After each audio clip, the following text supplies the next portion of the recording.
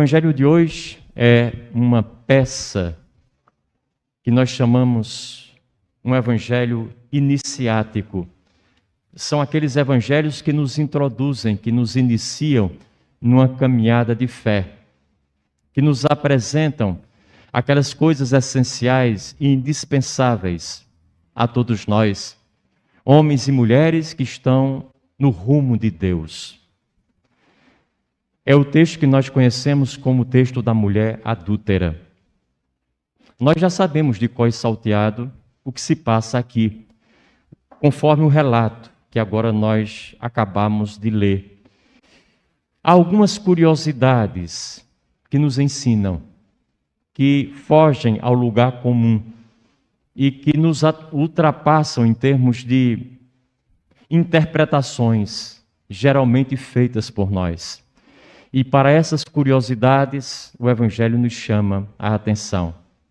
A primeira delas, que também é algo importantíssimo e base para entendermos o que virá depois, é que essa mulher adúltera representa a humanidade inteira, na qual nós estamos inseridos. Todos nós, sem exceção. A humanidade que busca a felicidade, busca amor, busca prazer e satisfação na vida. Coisas que são legítimas e passíveis de justificativa na luta, na busca, na caminhada de cada um de nós. Entretanto, essa mesma humanidade não encontra felicidade, satisfação, prazer e alegria naqueles que são os seus familiares, os da sua casa, os da nossa casa. Tampouco os encontra dentro de si e por isso vai buscar fora. E lá também não os encontra. Então aqui a mulher adúltera coincide também com aquela mulher samaritana. E vocês sabem o que aconteceu com ela. Naquela conversa que ela travou com Jesus Cristo, à beira do poço de Jacó, lá pelas tantas, Cristo diz, vai chamar teu marido.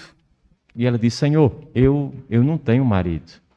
E Jesus revela, é verdade, porque tiveste 5, e mesmo com este, com quem estás agora, ainda não estás casada. Ainda ele não é o teu marido. Uma mulher que teve 6 casamentos. Mesmo assim, não era feliz ainda. Não encontrou o que ela, quem sabe, buscava encontrar nesses homens todos. E isso aqui para nós é importante, porque no fundo o adultério, no texto que agora acabamos de ouvir, é muito mais do que um pecado meramente sexual. E quando nós andamos, enveredamos por aí, nós também ficamos estreitos. E a Bíblia, as Sagradas Escrituras, o seu autor divino, nos querem ver alargar a nossa concepção, nossa compreensão, a nossa capacidade de interpretar tudo, para que sejamos os mais includentes possíveis e não redutivos na nossa maneira de ver a vida e de ver o mundo. Então, como eu lhes dizia agora, esse pecado do adultério não é um pecado numa dimensão estritamente sexual. É enganar-nos a nós próprios, procurando a coisa certa, justa, verdadeira, a que temos direito, porém, no lugar errado, com as pessoas erradas, do jeito errado e no tempo errado.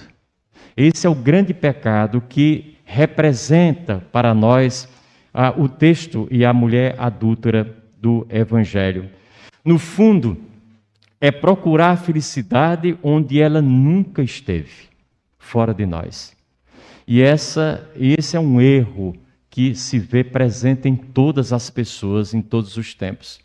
Nós acreditamos que a felicidade está em algum lugar, em alguma pessoa, em algum acontecimento, menos onde ela sempre quis estar, que é dentro de cada um.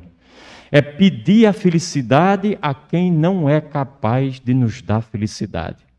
Coisas e pessoas não têm essa capacidade. Isso se aplica igualmente ao sexo, mas também ao dinheiro, quando a gente acha que o dinheiro da gente é quem vai produzir felicidade a gente. É quando a gente procura felicidade no poder, na fama, no status quo, na reputação, no reconhecimento público das nossas boas ações, daquilo que nós fazemos de bom para a sociedade, na nossa família. E quantas vezes a gente procura se refugiar na família? Antigamente, não hoje, hoje existe bem menos, mas era muito comum quando alguém dizia, e fulano de tal, de que família é? E a gente sempre, é da família tal. Ah, isso sim. Mas quando a gente não sabia qual era a família, ou quando vinha da zona rural ou da periferia, e não tinha uma família importante em termos de nome para a gente dizer, mas então já tá entendido o que é que ela faz. Não tem raiz, não tem família. Quem se refugia na família achando que é a sua família, o seu nome, a sua tradição, que lhe vai dar segurança e felicidade, também está fadado ao fracasso. Então aqui nós temos elementos importantes. E todas as vezes que nós agimos assim, com esses refúgios, com essas fugas, procurando fora o que está dentro, nós corremos o risco de acusar os outros de serem eles os causadores da nossa infelicidade. Apontamos facilmente o dedo e dizemos, a culpa é sua por eu não ser feliz. Não sei porque me arrependi até hoje de ter me juntado a você, de ter me casado com você, de ter construído, de um dia ter lhe conhecido. Por quê? Porque a gente colocou toda a expectativa de felicidade lá e não veio. Porque a pessoa de lá não é Deus. Só Deus nos pode preencher daquilo que de fato nós precisamos para dizer, eu sou inteiro, eu sou pleno, eu estou feliz e satisfeito. Todas as vezes que a gente projeta isso em alguém, o fracasso já está delineado, já está escrito. Então, é isso que nós fazemos via de regra. Nós elegemos os outros como a razão de ser, a fonte quase que exclusiva da nossa felicidade e do nosso bem-estar. São muito comuns aquelas frases, né? Você é tudo para mim. A gente entende dentro de um contexto. Mas isso, quando se extrapola o contexto, é uma coisa inconcebível. Ou então, sem você eu não sou nada. É aquela pessoa quem dá existência a mim e me valoriza. Ou ainda, você e só você me faz feliz. E ainda nós acrescentamos, é Deus no céu e você na terra. Abaixo de Deus é só você mesmo. Isso vale quando a gente diz para o marido ou para a mulher, para o namorado ou a namorada, para o filho, a filha, o pai ou a mãe, o melhor amigo ou amiga, não interessa quem. O fato é que essa frase não corresponde à verdade. Na essência, ela não tem sustentação. Mas é assim que nós vivemos. E aí, quando as coisas fracassam, nós apontamos o dedão. É você a responsável pela minha infelicidade. Jesus Cristo nos faz um alerta e nos puxa as orelhas em relação a isso. Segunda curiosidade do texto. A gente observa que são escribas e fariseus, homens e somente homens, que denunciam aquela mulher, que a levam até Jesus Cristo, que querem porque querem apedrejá-la, incriminá-la. Ora, Jesus também denuncia uma sociedade machista, que condena as mulheres e favorece extremamente os homens. Aos homens tudo é permitido, às mulheres nada é permitido. Aos erros dos homens, a gente, diante deles, diz, mas isso é porque é um meninão, né? Isso é porque não cresceu ainda, ele sempre foi assim, brincalhão, tá? Mas é gente boa. Vai a mulher fazer igual, ela não presta para nada. E fica marcado o resto da vida por aquele erro que cometeu. A sociedade é muito injusta ainda hoje e muito discriminadora em relação às mulheres. Agora imagine no passado, nesse tempo de Cristo. Não há termos de comparação. Então, a mulher, na verdade, é o que diz Jesus, não pode cometer adultério sozinha. E cadê o homem que estava com ela? Se havia alguém pecando, por que não são os dois que estão lá? Por que só levaram a mulher? E por que é que só ela tem que ser apedrejada conforme a lei dos antigos? No fundo, o que Cristo quer dizer para nós é que todos nós, antes de nos armar de pedras para apedrejar quem quer que seja, por qualquer pecado que tenham cometido, pequeno, médio ou grande, nós precisamos saber que temos responsabilidade no pecado uns dos outros. Ninguém peca sozinho. O pecado é de todos nós. Somos solidários no pecado. Por quê? Porque faz parte desse material, esse barro de que nós fomos construídos, fomos feitos. E ninguém foi feito de um barro diferente. A fragilidade desse barro se impõe obrigatoriamente a todos nós. Então não há ninguém à frente de ninguém. Não há ninguém melhor do que ninguém. Ninguém que tenha mais mérito do que ninguém. Ninguém que mereça prioridade em relação a quem quer que seja. Todos estamos em pé radical de igualdade. Essa isonomia, ela é um dado real que nos pertence e nós não podemos nos arvorar no direito maior sobre quem quer que seja. Esse é um dado também que não nos pode faltar. Outra curiosidade. Quando aquelas pessoas estavam ali julgando aquela mulher e falando sobre os pecados dela, discorrendo tintim por tintim, Jesus Cristo estava escrevendo no chão, desenhando alguma coisa no chão. Alguns teólogos ainda hoje porque querem saber o que é que Cristo estava escrevendo ali. Não dá porque não tem hoje, naquela época não tinha os celulares que a gente tem hoje para fotografar, não tem essas câmeras que tem na rua que se pega tudo, não tinha. Então é especulação boba. Mas o gesto de Jesus Cristo, ele é importante. Quando uma pessoa está falando com a gente e a gente está diante dela com o celular na mão, ligado, passando o dedo para lá e para cá, vendo as mensagens todinhas que nos chegaram, nós estamos dizendo claramente para essa pessoa, com mais ou com menos consciência, de que nós não estamos ligando a mínima para o que ela está dizendo. É isso que a gente diz com o gesto. Quando Jesus Cristo, ouvindo as acusações daqueles homens acerca daquela mulher, está escrevendo no chão, desenhando no chão, brincando com areia, ele está dizendo que não quer saber de nada da vida dos outros. Não está nem aí para os pecados alheios. Não pertencem a ele aquelas histórias acerca daquela mulher, nem acerca de nenhum de nós. Porque os nossos pecados não interessam a Deus. Deus não quer saber dos nossos pecados. Deus quer saber de nos oferecer sempre possibilidades, a partir da nossa vida, seja ela com mais ou com menos pecados. A perspectiva de Deus é totalmente diferente da nossa perspectiva. Então Jesus tem uma autoridade diferente da autoridade dos fariseus, porque ele se interessa pelo ser humano, ele não se interessa pelas etiquetas. E Jesus Cristo não veio salvar normas, regras, leis, por mais sagradas que sejam. Jesus Cristo não veio salvar instituições, nem igrejas, nem religiões. Ele veio salvar as pessoas.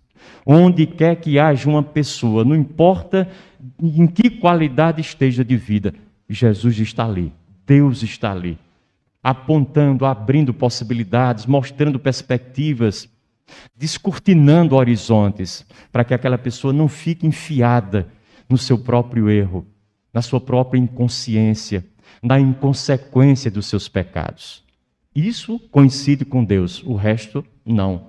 São coisas nossas. Depois, Jesus diz: quem não tiver pecado, atire a primeira pedra. Ninguém atirou pedras, porque afinal de contas, aquilo que disse a vocês há pouco, repito agora, todos somos iguais na fragilidade e na condição de pecadores. Então, julgar, condenar e apedrejar os outros, no fundo, é julgar, condenar e apedrejar a nós próprios. E o ditado popular é muito sério quando diz que quando se aponta o dedo para alguém, tem pelo menos 3 dedos voltados para nós. E é bom que a gente não se projete tanto nas pessoas, se veja primeiramente, antes de dizer qualquer coisa acerca dos erros dos outros. O que Cristo quer com isso é que nós evitemos a hipocrisia. Jesus não quer que condenemos nos outros aquilo que também nós fazemos. E às vezes nós somos de um puritanismo sem igual, de um falso moralismo, apontamos tudo quanto é erro nos outros. Às vezes porque os outros foram flagrados, porque se descobriu, apesar de terem escondido, descobriu-se o seu erro. Mas nós erramos igual. Mas tivemos a sorte até agora de não descobrirem o nosso erro. Mas se descobrissem, estaríamos exatamente na mesma condição da outra pessoa a quem condenamos. Então, evitemos essa hipocrisia e tenhamos a humildade de dizer: eu também. Aconteceu com você, comigo também. Você fez isso, infelizmente, eu também.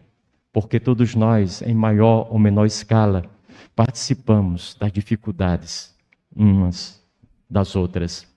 Esse é um outro dado que nos chama a atenção. Depois,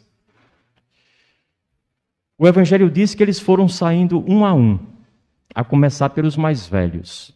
Eu acho esse dado fundamental. Porque às vezes a gente acha que a idade de uma pessoa é justificativa para muita coisa. Eleva essa pessoa, dá a essa pessoa uma certa prioridade em relação aos demais. E não é verdade. A idade não nos favorece em nada, sozinha. Os mais velhos nem sempre são os mais sábios, nem sempre são os melhores, os mais experientes, nem sempre são aqueles que mais prestam serviço, que mais ajudam, que mais atentamente viveram a sua vida. Então a idade não é nada sozinha. Não basta envelhecer. É preciso envelhecer atentos à realidade, atentos aos apelos de Deus, abertos ao aprendizado que a vida pede de nós. Se o nosso envelhecimento não seguir esses critérios, ter 90 anos, ou ter 30, ou 20, ou 17 anos, isso dá na mesma. Não há nenhuma diferença, a princípio. Aliás, uma pessoa que é ruim a vida toda, que só faz maldade, se chegar aos 90, aos 100 anos, o único mérito dessa pessoa, na verdade não é um mérito, é um demérito, é ter tido mais tempo para estender a sua maldade, a sua ruindade no mundo. Só isso. Não teve nenhum mérito além disso. Então essa história de dizer, olha, vamos respeitar que é o mais velho, a gente compreende isso. Mas o mais velho nem sempre é digno de toda essa atenção e deferência da nossa parte. Às vezes o mais jovem, que tem 17 anos, 18 anos, 20 anos, e é capaz de se conter na responsabilidade e na consciência de alguém que procura viver a vida direito, porque é mais difícil para ele, porque as tentações, as provações, os desafios são maiores. Esse tem muito mais dignidade do que alguém que chegou aos 90, sem qualquer responsabilização por nada nessa vida. E é por isso que os mais velhos foram os primeiros a deixarem as suas pedrinhas de lado e saírem daquela fila de apedrejamento. É algo que realmente salta aos nossos olhos. Quinto aspecto, Jesus olha para a mulher e diz, vai e não tornes a pecar.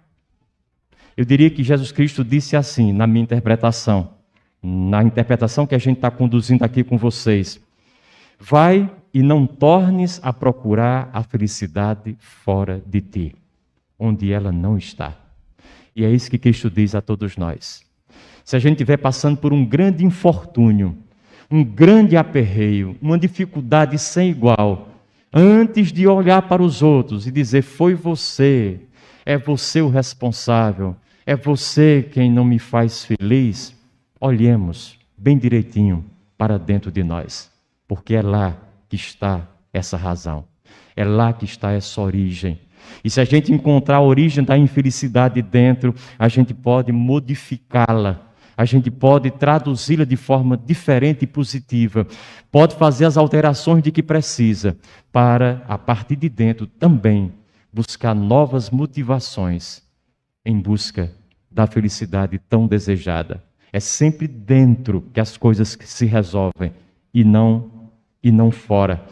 O que Jesus Cristo faz com essa mulher, pedindo que ela vá embora e que não volte a pecar, é não aprisioná-la no seu erro e na sua culpa. Perdoar é isso. Perdoar não é esquecer. Muita gente diz assim, padre, eu queria tanto perdoar fulano de tal que me fez um mal tão grande há 10 anos atrás, mas eu não consigo esquecer. De vez em quando eu me lembro daquilo. Perdoar não é esquecer. Uma pessoa que esquece os males que foram feitos contra ela é uma desmemoriada. E é bom ter cuidado que talvez tenha no princípio de Alzheimer. A gente perdoa se lembrando do que fizeram contra nós. Entretanto, não ficando parados naquilo que fizeram contra nós. Não estagnando a nossa vida ali. Perceber que aquilo aconteceu há 10 anos, faz 5 meses, foi no mês passado. Aquela pessoa era outra pessoa. A cabeça dela, quem sabe, era diferente. Hoje a realidade é diferente para ela e para mim. E eu já não faria aquilo que fiz antes. Certamente ela também não. Então, perdoar significa dar um passo para além da minha condição atual de pecador. Eu estou vivendo envolvido numa coisa muito ruim, mas se eu for capaz de dar um passo à frente, eu já não estou naquele lugar e naquela coisa.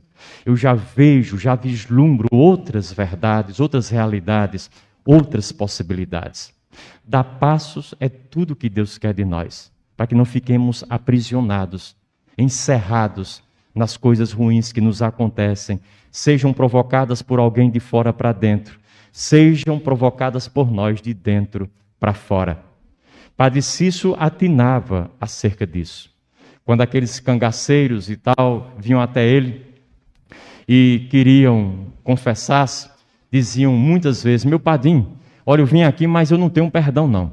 Não tenho perdão porque eu já matei muito nessa vida de cangaço, eu já esfolei, eu já roubei, saqueei, não tenho perdão. E vocês sabem o que é que Padre Cício dizia. Quem matou, não mate mais. E quem roubou, não roube. É a única coisa que Deus pede de nós. Porque se de repente, eventualmente, eu matei uma pessoa há 2 anos atrás, depois me arrependo, eu não tenho condições de chegar lá e dizer, olha, eu me arrependi, volta aí a viver. Eu não tenho esse poder. Mas o que eu posso fazer é, a energia que eu investi para fazer o mal e matar, eu posso agora investir para fazer o bem e gerar a vida. É isso que Deus quer de nós, porque isso é possível a gente realizar. E na hora que eu mudo a perspectiva com que eu vivo, toda a minha vida muda também. E todas as pessoas que estão ao meu redor também sentem as consequências positivas, os respingos positivos dessa minha mudança. E por último, e essa coisa é maravilhosa, todos saíram, ficou somente Jesus e a mulher. Ninguém te condenou, eu também não te condeno. Os dois estavam juntos. Talvez aqui seja uma imagem indicativa de como será o nosso julgamento final. Quando estivermos diante de Deus, só seremos nós e Ele. Ele e nós. Cada um na sua particularidade. E não dá para levar o filho e dizer, olha, chama aqui meu filho, ou minha mãe, ou meu pai. Eles vão dizer para o Senhor quem é que sou eu, viu? Eles vão testemunhar, eles me conhecem. E Jesus Cristo não vai perguntar, e aí? Quando a gente chegar lá, como é que está seu pai? Continua com aquele negóciozinho dele? Não vai perguntar, e seu filho já melhorou? Quando chegar o pai, ele pergunta ao pai as coisas do pai. Quando chegar o filho, ele pergunta ao filho as coisas do filho. Mas quando nós estivermos diante dele, talvez ele nos pergunte, e você? Maria, João, Joaquim, José, o que é que fez da sua vida? Com aquilo que eu lhe dei, desde a vida como um grande presente, até todos os dons, talentos, inclinações, possibilidades, carismas, potencialidades. O que é que você fez da sua vida?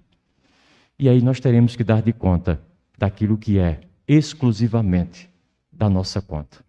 Que Deus nos ajude a que isso aconteça da melhor maneira possível para o nosso bem e para a sua glória. Louvado seja nosso Senhor Jesus Cristo.